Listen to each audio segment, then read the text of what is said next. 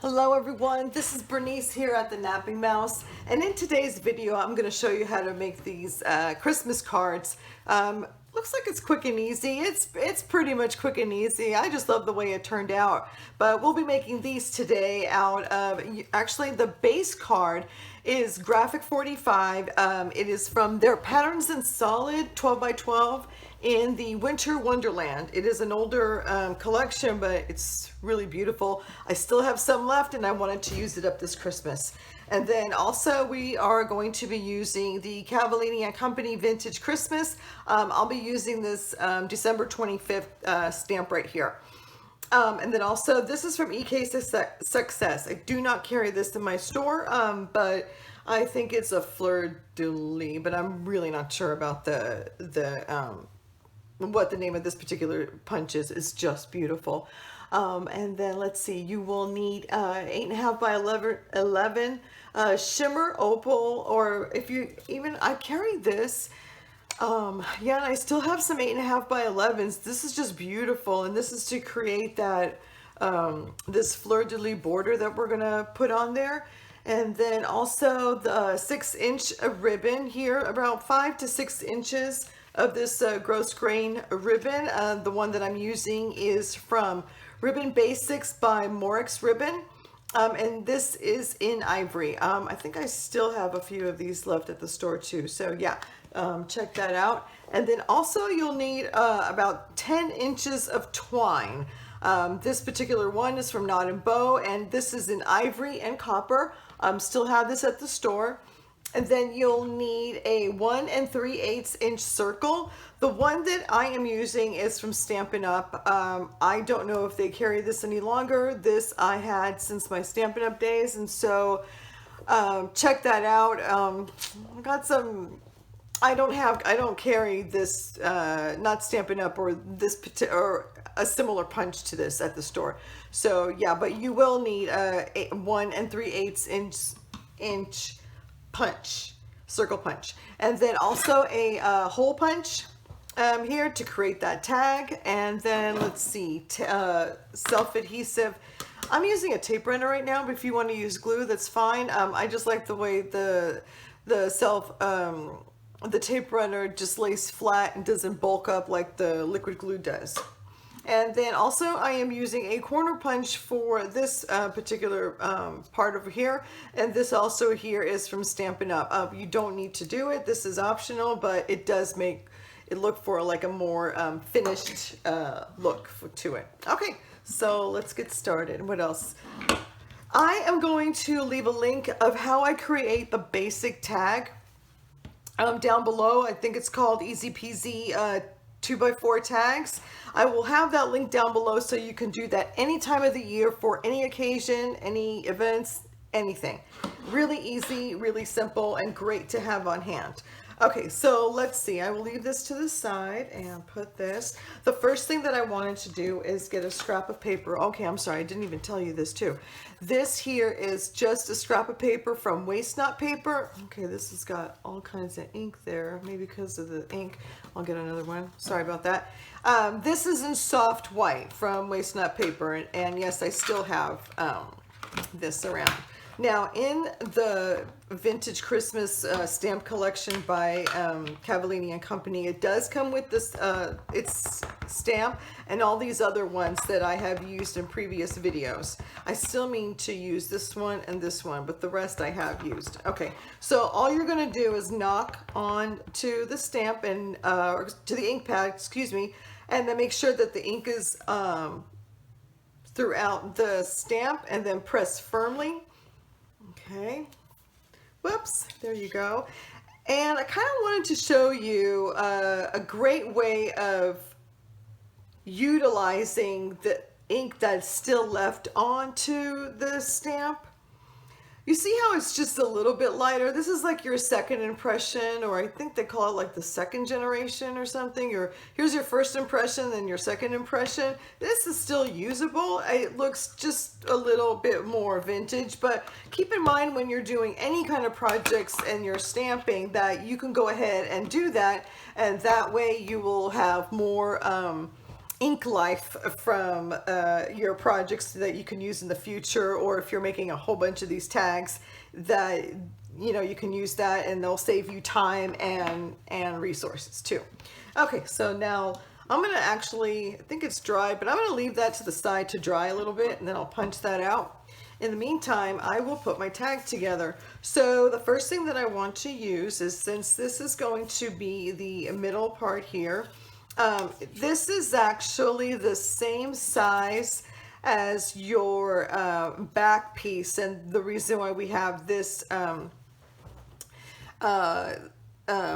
soft white piece is for you to write your to and froms or any messages, and this one here is 1 3/4 by 3 1/8 and same size. Okay, so what you're going to do is take the same thing and then just trim it off.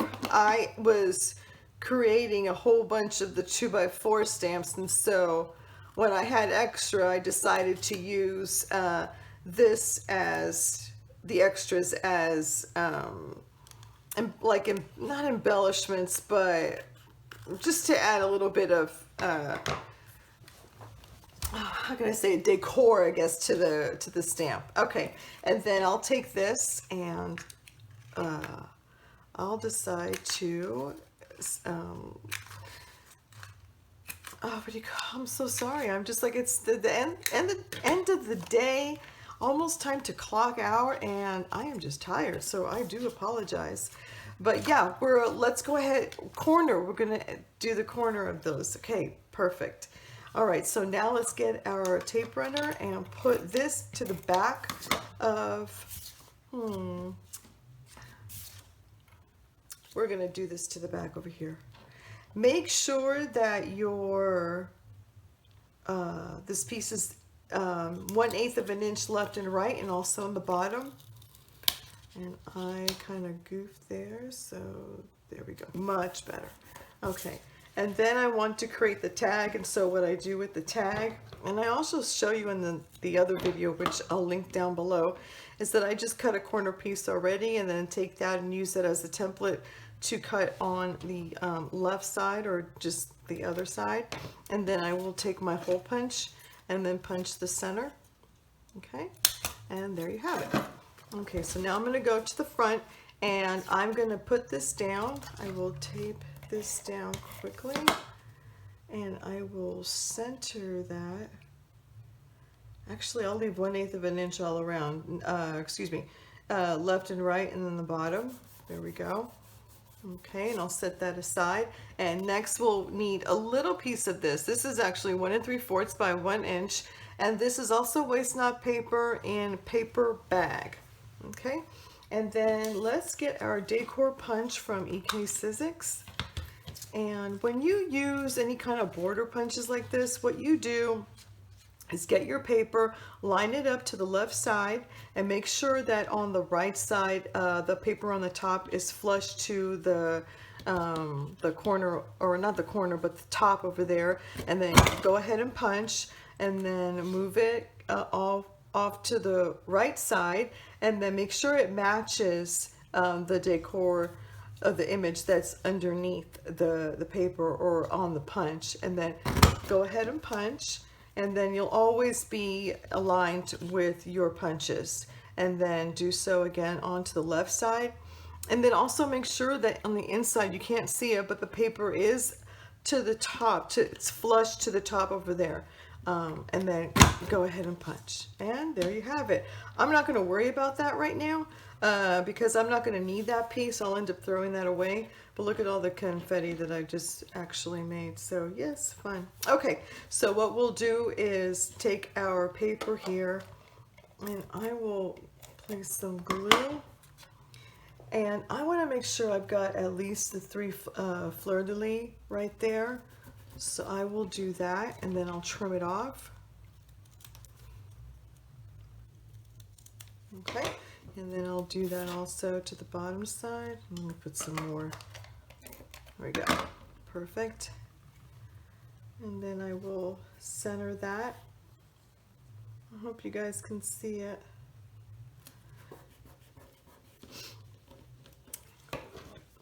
This is great to do with like kids or have like an assembly line, and it really does go a lot faster than what I'm showing you. This will be the place where you would add the name of the recipient, or if you want to add Merry Christmas or any other messages, it's totally up to you. Okay, let's add some more tape to the back, or adhesive to the back.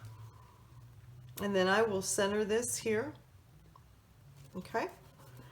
And then let me set this aside. We are going to take our stamped image and we will stamp or punch out the December 25th.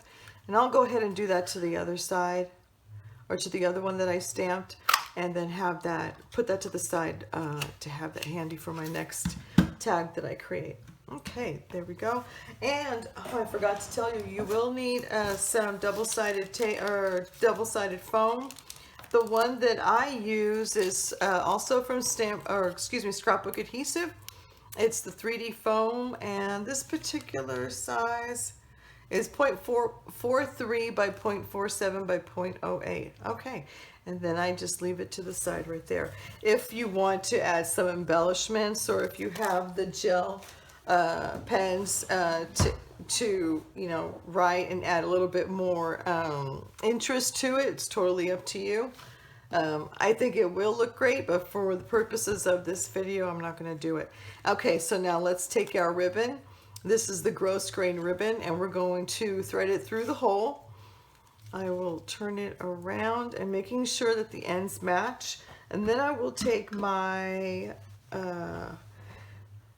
twine over here, and I like to tie the ends of the twine just because it does tend to unravel, and I don't want it to unravel. And sometimes I'll make a few of the tags earlier and keep it on hand, but and I'll store it just fine, but sometimes it'll undo itself, so tying a little knot will look great.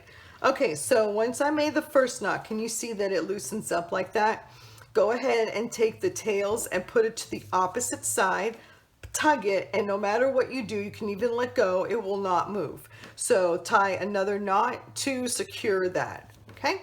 And then get your scissors and trim it off. And there you have it, folks. You've got your little tags. Okay, well, let me know what you think, and if you like this project, I would love for you to hit that like button. And also, if you haven't subscribed to my channel, I would love for you to do so. Okay, until next time, take care. Bye-bye.